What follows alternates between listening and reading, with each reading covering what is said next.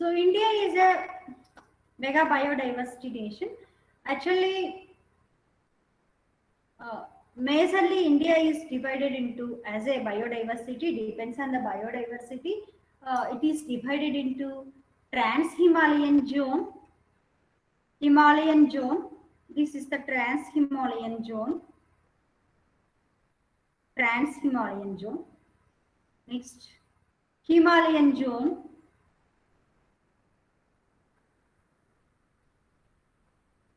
Then desert zone.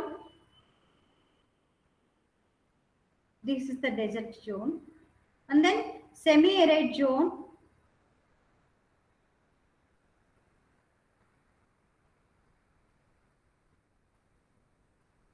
Semi-arid zone. Western Ghat zone. This one. Deccan Plateau region. This region. Gangetic Plain zone. This region. Northeast zone.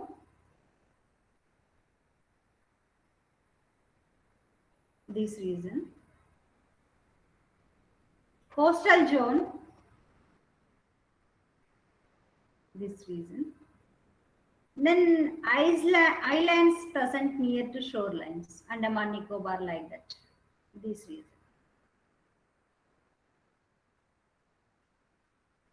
Okay, here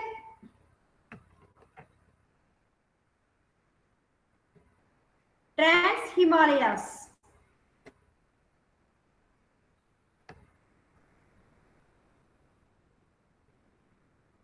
Trans Himalayas also, divided into Ladakh mountains.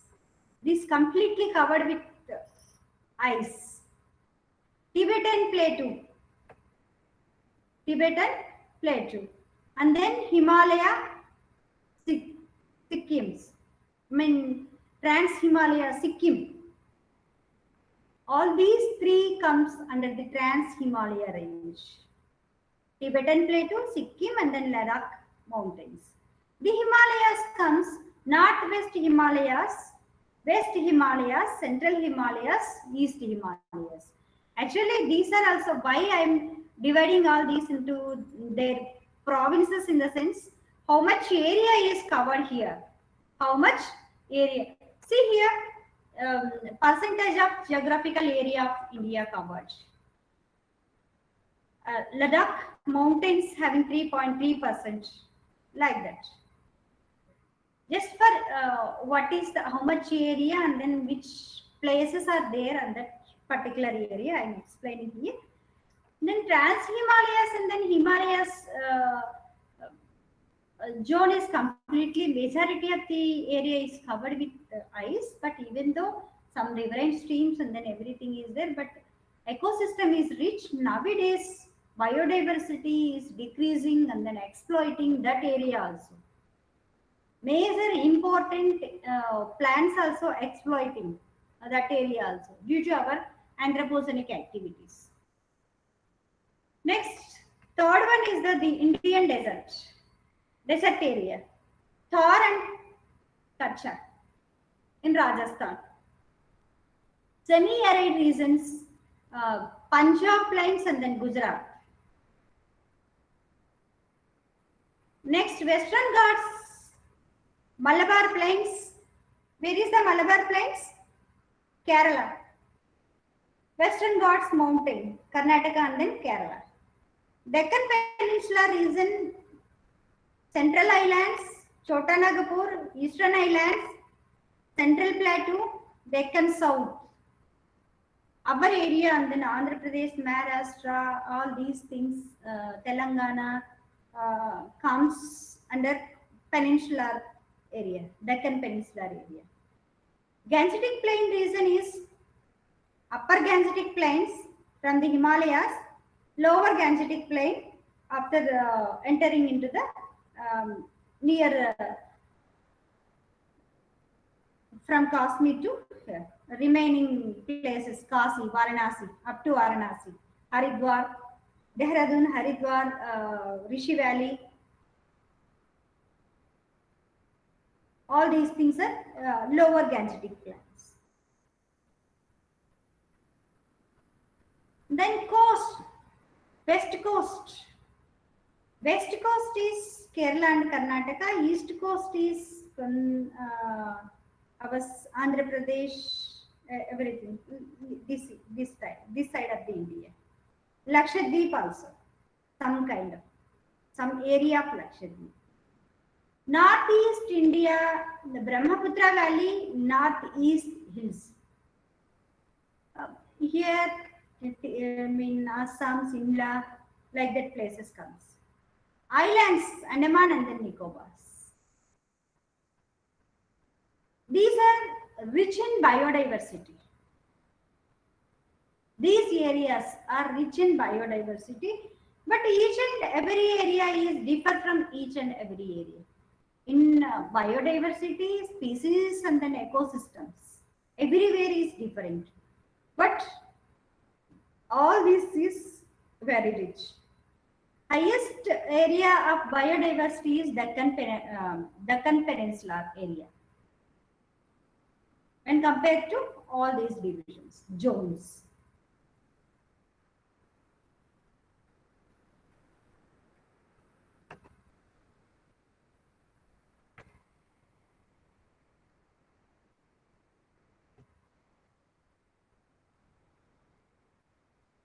This entire area,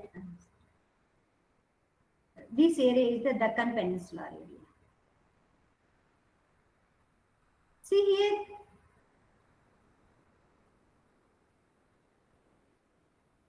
these are Eastern Himalayas.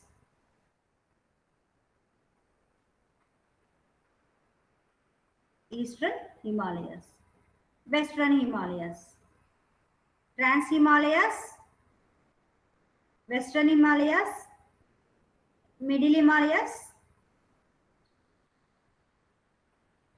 Northeast. Here dense forest is there. At the same time, majority of the tribal people also here. See here, whatever green is covered everywhere, tropical moist forest are present. Tropical moist forest. Thick green. See difference between thick green and then light green. Thick green is the tropical dry forest. What is the difference between tropical moist forest? In the tropical moist forest, every time some amount of water and then some amount of humidity is available. But dry forest, temperature is very high, tropical dry forest. Due to high temperature, humidity is very less. This nearer to yellow, in between yellow to green, subtropical forest. Himalayas, because here heavy snow is there, snowfall is there like that. Orange color is the temperate forest. Very less here. Pink is the subalpine forest. Here riverine ecosystem, all kind of ecosystems are there. Aquatic ecosystem is there. At the same time, terrestrial ecosystem plays vital role in the biodiversity. Different species, biological species present on that, plant species and then animal species also. Okay, this is biogeographical classification of India. And then values of biodiversity. Why we has to conserve, biodiversity? Why we has to give the importance to the biodiversity? Actually, biodiversity values broadly divided into tangible and then non-tangible. Tangible means having values directly. Consumptive values, productive value, like that. If any forest is there, if we are utilizing, if we are consuming, that economic value. Direct values in the sense economic values. Directly economy comes to us in the form of consumptive use and then productive use. Directive values are tangible, economic. Indirective values are intangible, but intangible plays vital role. Even though these are not economic, directly related with economic, but social and culture, ethical, aesthetic, optional, ecosystem, these values are most important to conserve our biodiversity. To conserve our biodiversity. Everywhere diversity is there in our, even we are taking in India, within India itself. Uh, just now we discussed what is the different forest areas, different temperature for rainfall, and then different conditions, everything. Each and every value plays. Direct value is the tangible value, indirect value is the intangible value, intangible benefit. Intangible benefit. Both are both the side of the coin. One is the direct is the economic, and then indirect is the environmental. For any nation, economic and then environment is the both side of the coin. Both are playing vital role. That's right. We have to conserve the biodiversity. There is a lot of importance to conserving the biodiversity. Consumptive value, productive value directly comes into the economic value, direct values. Social and cultural, religious, ethical, aesthetic, optional, ecosystem, all these values are comes under the intangible benefits of biodiversity. Intangible benefits of biodiversity.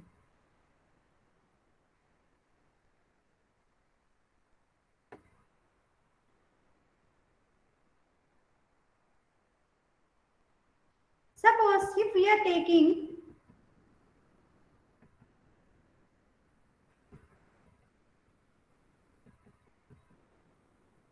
consumptive value, anywhere in any ecosystem, there is a lot of direct use values where the biodiversity products are harvested and then consumed directly. Food, medicine, fuel, different purposes. Large number of wild plants are consumed by human beings. Not only wild plants, wild animals, wild plants, wild food, fruits, everything. Nearly 80 to 90% of our food crops have been domesticated only from the tropical wild plants. Tropical wild plant. Large number of wild animals are also consumed as a food. This may be terrestrial animals or aquatic animals. Medicine. Majority of the medicinal plants, medicines are extracted from the plants, plant extracts, plant species. These are comes under the direct values of consumptive use.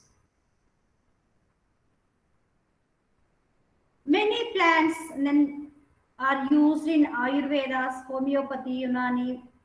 Different species, different drugs, malaria for quinine, and then reserpine, penicillin, everything comes from the plant species, plant extracts. And then fuel for our, below average people, majority of the people is directly depends on the wood for fuel, as a fuel, and then tribal peoples too. And then for as a fossil fuels like coal, petroleum, natural gas, all these we are utilized for our day-to-day purposes. Productive use. Biodiversity products have obtained a commercial value. If suppose all these, if we are using directly, that is the consumptive use. If we are, purchased or exported or imported something somewhere, that is productive use. Market. If we are taking market all these values, all these plants and then animals, that is the productive value. If directly any being is used, that is the consumptive use, then all these things, whatever we are getting from naturally through biodiversity, these we are marketed, they are, that value is known as productive value. Productive value, animal products, and then silk, wool, sheep, musk, I mean everything, leather, food, plant products, wood, paper, plum industry, cotton, textile industry, fruits, vegetable, leather, all these having the productive values. Social values. Suppose from the ancient period onwards, I mean, we are, uh, some plants are holy plants. We are praying tulasi, pepper, lotus, bale, like that. Because of for conservation, importance of the plants, if we want to conserve the plant, we have to um, take interest, priority on that plant. Been from the ancient period onwards, majority of the people, our ancient ancestors, prayed that plants as a holy plants. That is the social value. Holy animals too, even snake, cow, bull, peacock, everything, rat, uh, rat is for Vinayakas. Everywhere, I mean, if we are giving for priority and then for conservation of that particular animal and then plant, then our ancestors put, this is the holy animal, this is the holy plant, this having this importance, like this, they enumerated to us. Ethical values are existence values. Ethical issues like all life must be preserved, because each and every living being having the importance role. They have equal rights in the environment, equal rights in the nature, equal importance, as well as they plays vital role too in the nature, in the balancing of the nature. That's why that is the ethical value. In India and other countries, biodiversity is considered to have the great value and religious and cultural basis. That is the ethical. The river Ganges, the river Ganga, it's considered as a uh, holy river. Some trees worshipped by the people. Some animals also worshipped by the people. This is the ethical value. Ethical value, at the same time, with this ethics, that animal, that plant may exist in long life. For that, that is the existence value also. Aesthetic value. What is the aesthetic value?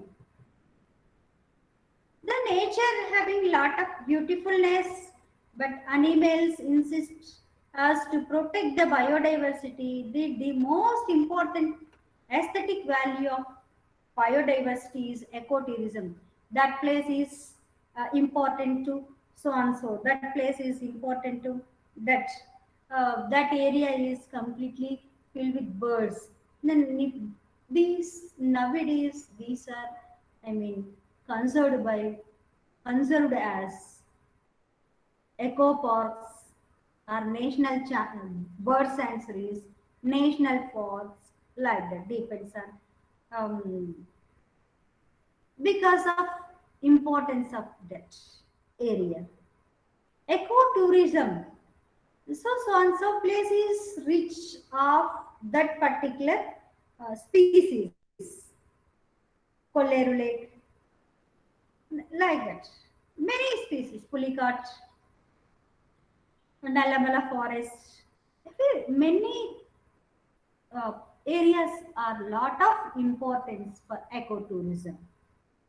That is the aesthetic value. Majority of the plants, if we are conserving them as a, nowadays we are conserving as a wildlife sanctuaries, or bird sanctuaries or national parks like that. In ancient period, they survived as usual, but nowadays there is a lot of threat to that species. That's why government took decision to conserve them. Optional value. Optional value is the most important than potential of biodiversity that is presently unknown and need to be known. Means someday, some of the time, it may not important, they don't know, but everything has to be known. The optional value of biodiversity suggests that any species may be proved to be a valuable species after some days. Now we are thinking these species, what is the importance of these species like that. But after some times, then by day and then year by year, decade by decade, that species may be proved these having lot of valuables to particular medicine, to particular treatment, or to particular so and so. That is the optional value in the biotechnology, in the field of technology and then medicine, everywhere. These are the importance of the values of biodiversity. See here, all these direct values, we are getting economy directly from the consumptive use and then productive use. But indirect values are intangible values are social and cultural. There is lot of priority, lot of importance is there on that. Ethical values, aesthetic values, optional values, ecosystem values. All these comes for their existence, for their survival, for their conservation. Otherwise, all if there is no conservation of the biodiversity, then everything first victim is human being, because human being depends on all the living beings. If other living beings may not having direct interaction with human being, but human being is directly interacted with all other living beings, directly used that other living beings. That's why our living, I mean, human beings only suffer if we may not conserve the biodiversity in the name of social or cultural or ethical or aesthetic or optional, whatever it may be. That is the importance of intangible benefits of biodiversity. If this is the major role to conserve the biodiversity for our future generations. This is the present generations we are using, consumptive and then productive. But we had to utilize up to certain extent only. If we may be misuse all these things, if it's there, it is available, if we are, but that thing, the, our future generations face lot of problems with this direct utilization and then lot of direct utilization, major direct utilization of the biodiversity, major consuming of the biodiversity. Even though if we are thinking everything this is there and then these resources are there, if we are converting all these um, land into economy, then forest land into economy, a plant into economy, everything. So one simple thing everybody has to remember, then for survival of the human being, bank balances, assets may not play a vital role. Whatever you may be, how many crores you have, if there is no interrelation with other living beings, you may not survive. Human beings may not exist in future. That is the importance. That's why existence for future generations, existence and survival is the most important thing. Everybody, each and every individual has to take care about the biodiversity conservation.